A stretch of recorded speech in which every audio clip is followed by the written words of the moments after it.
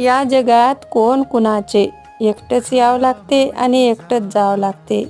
स्वतःच्या पायावर उभं राहून स्वतःच स्वावलंबी बनावं लागते. दुःख आलं म्हणून हरायचं नसते आणि सुख आलं म्हणून आपल्याला आलेलं दुःख विसरायचं नसते. दुःख आलं तरी डोळे लावून ठेवू नका, डोळे उघडून बघा आणि त्या दुःखाचा सामना करा.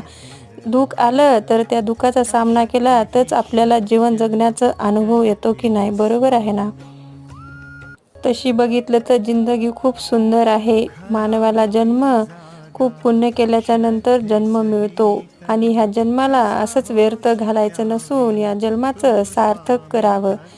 दिवस सुखाचे असो की दुःखाचे असो आनंदी जगावं. आपल्यासोबत सगळ्यांना खुशी द्यावं. आणि व्हिडिओ आवडल्यास चॅनलला सबस्क्राईब करा आणि बेल आयकॉन क्लिक करा. श्री स्वामी समर्थ.